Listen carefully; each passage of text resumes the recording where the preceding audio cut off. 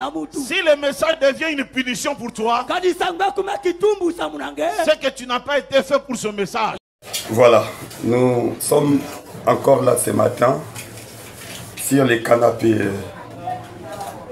justement pour essayer un peu de partager avec vous. Je crois que ça sera juste une causerie, ça ne sera pas grand-chose. Nous allons essayer un peu de parler du message. C'est quoi exactement le message de Frère Branham?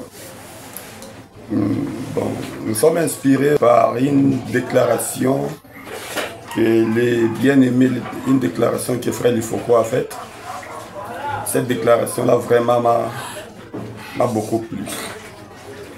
Parfois, on se disait parfois que les réalités, les principes du message nous paraissaient comme si c'était quelque chose de trop exigeant. Juste comme une punition telle que Frère Lifoko vient de dire là. Les uns pensent que le message, c'est une punition qu'on est en train d'affliger aux gens. Et surtout les serfs. Surtout les serfs. Mais j'aimerais à ce que nous puissions un peu tournoyer tout autour de ça. Ça sera juste un petit moment de causerie, puis on va arrêter. Mais je vous remercie beaucoup partout à travers le monde. Nos bien-aimés qui sont par-ci par-là à travers le monde, au Cameroun, au Côte d'Ivoire, en Afrique du Sud, en Europe, dans beaucoup de pays, aux États-Unis d'Amérique.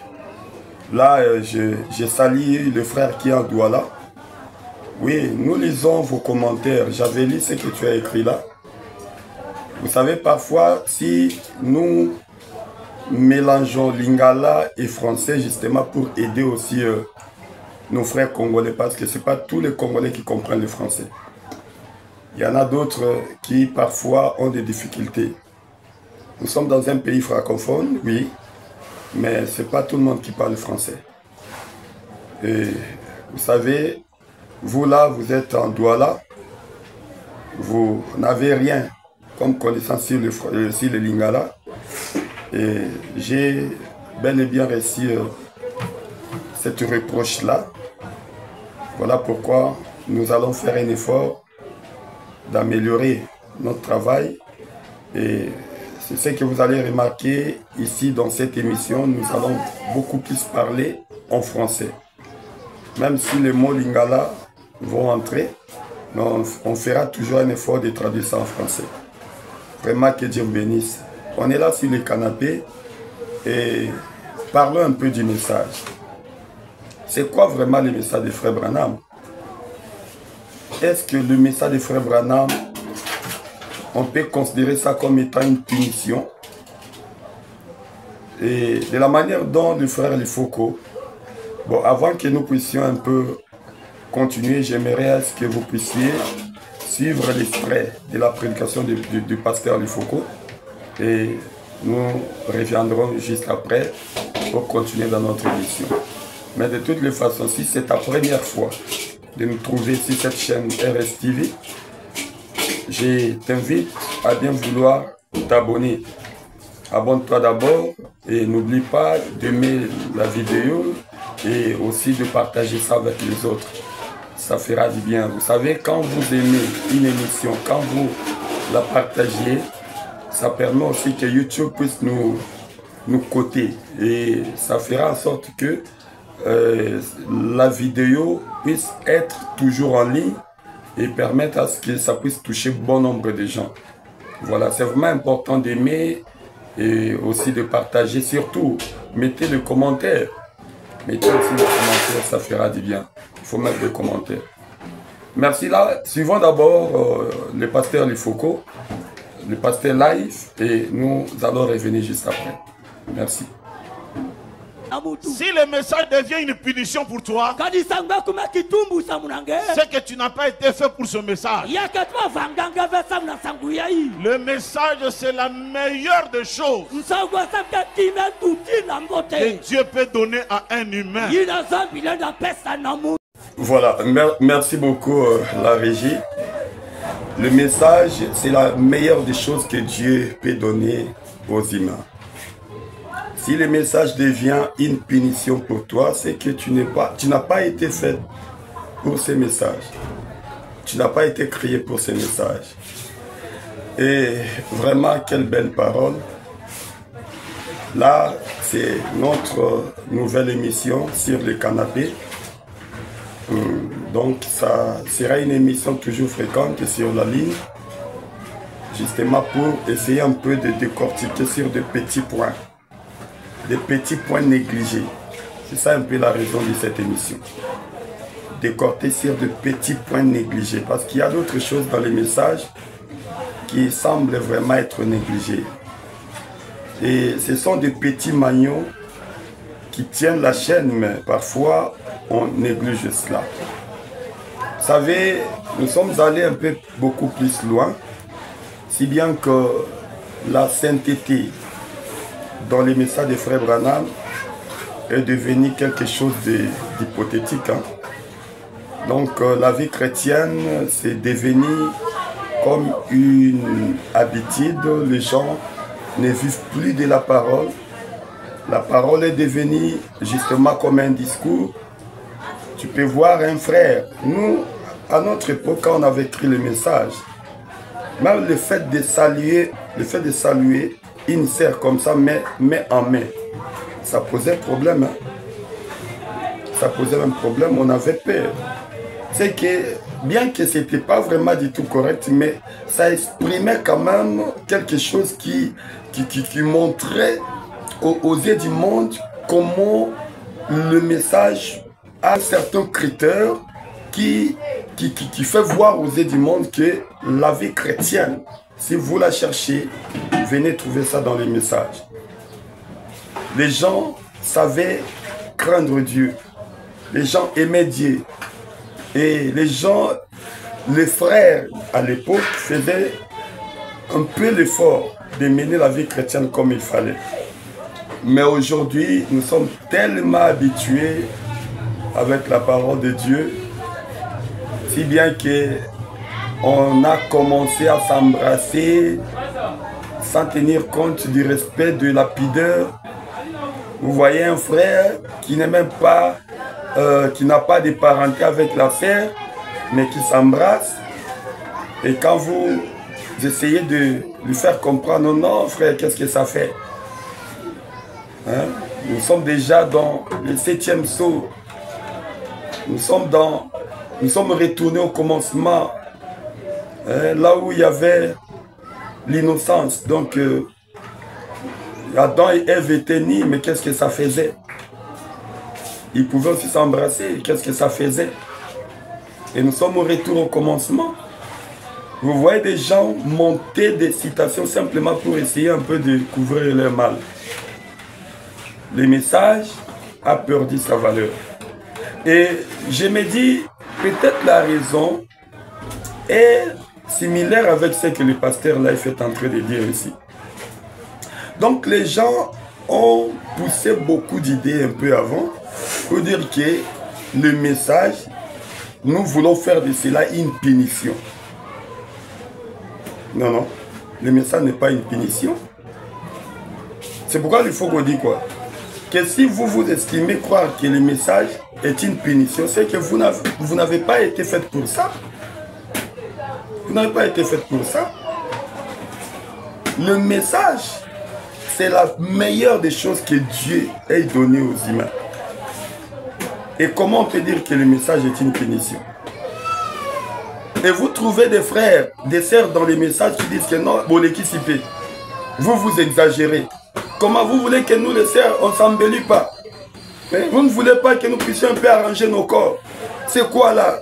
Est-ce que ça punition, ça devient quoi? On ne peut pas s'embellir. Vous voulez faire de nous des vieilles personnes? Pourquoi? Oui, Toumboni, c'est quoi cette punition? Il y a des sœurs qui disent ça. Pourquoi? Parce qu'on leur dit que non, quand tu es une sœur de message, il faut t'habiller correctement. Hein? Il faut t'habiller correctement.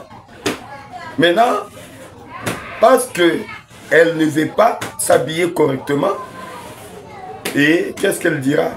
Oh, vous voulez faire de ces messages comme une punition contre nous les sœurs.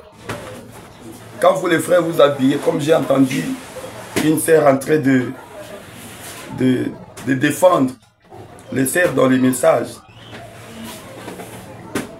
Oh non, vous voulez toujours que s'il s'agit de l'ancienne mode, c'est toujours nous les sœurs. Et pourquoi pas aussi vous les frères? Habillez-vous comme les papas Wemba d'autrefois, comme les grands Calais qui s'habillaient avec des pattes éléphants. C'est ça l'ancienne mode. C'est l'homme la sœur là qui est en train de dire. Et vous voulez que nous les sœurs, nous puissions nous habiller à l'ancienne mode, avec des longues robes qui balayent la terre. Hein?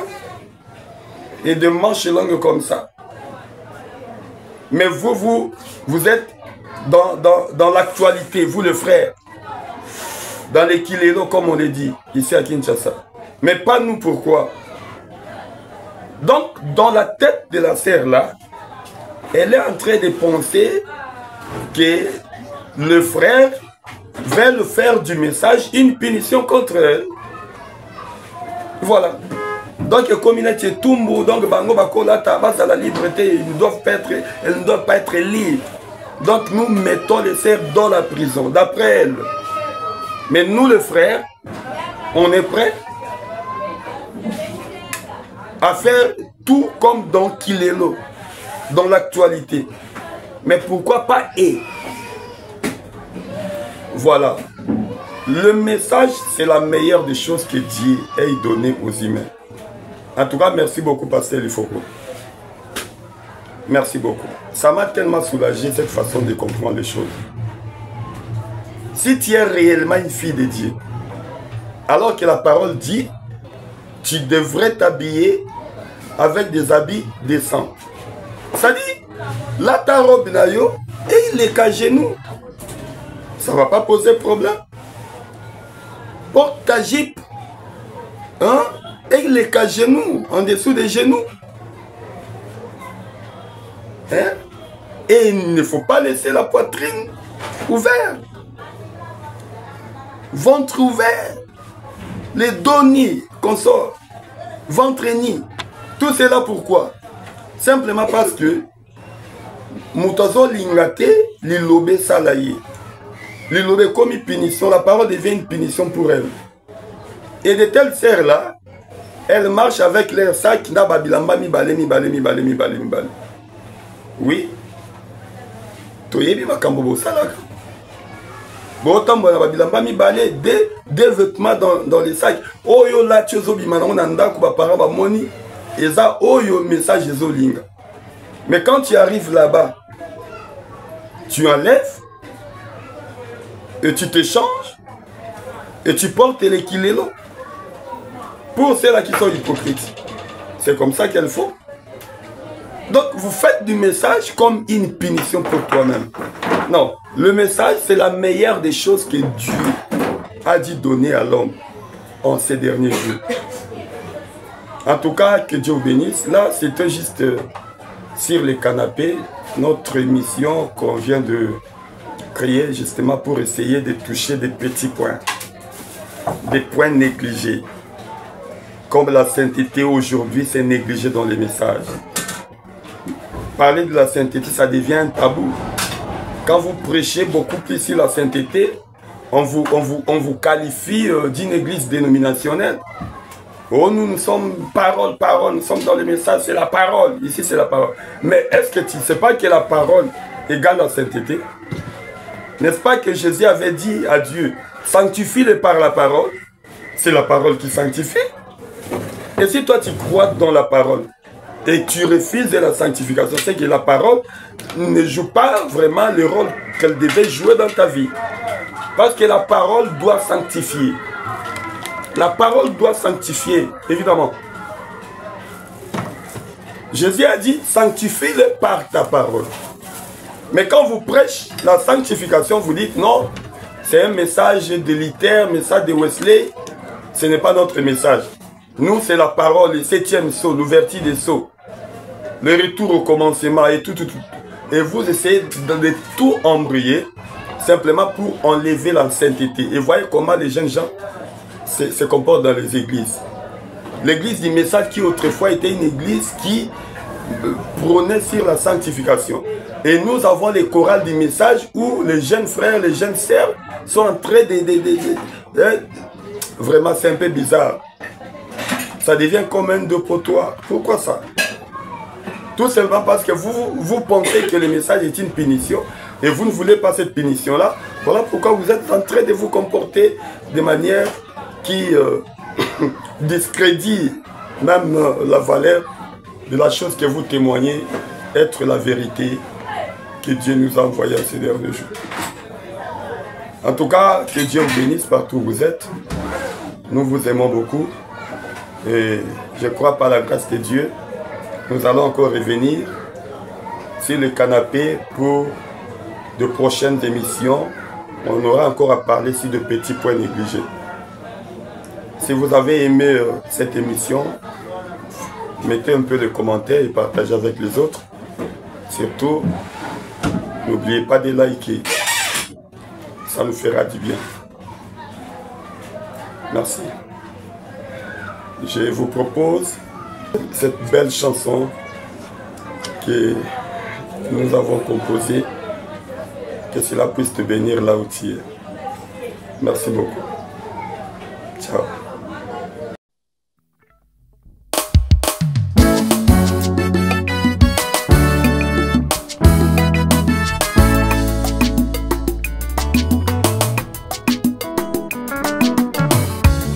Pour avoir une lumière, oh, l'on doit d'abord avoir les deux pièces, oh,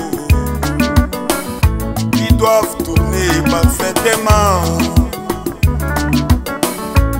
Puis cela produira, oh, la lumière. Jésus-Christ, ma lumière, oh, oh Jésus, il éclaire mon chemin. Partout où je vais, car il est ma lumière, oh, mon sauveur. Jésus-Christ, ma lumière, oh, oh Jésus, il éclaire mon chemin. Partout où je vais, car il est ma lumière, oh, mon sauveur.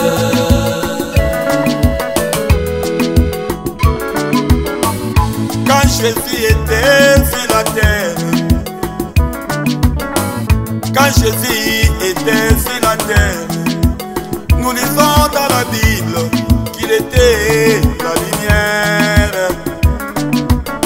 Comprenez-vous comment était-il la lumière? Oh, c'est parce qu'il y a eu un assemblage. L'homme et Dieu tournant parfaitement.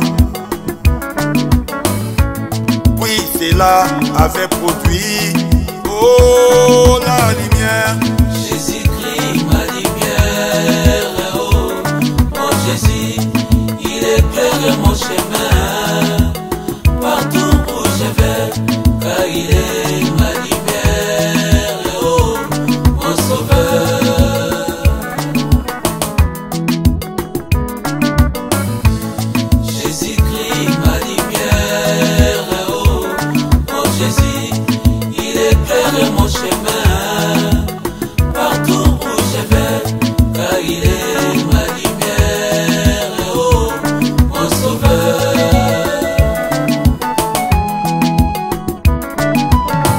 Une pile sans torche ne donne pas la lumière. Une torche sans pile ne peut pas produire la lumière. Voulez-vous voir une lumière? Oh, mettez la pile dans la torche et vous verrez la lumière. Jésus-Christ, ma lumière, oh, oh Jésus, il éclaire mon chemin. Partout où je vais, car il est ma lumière, oh, mon sauveur.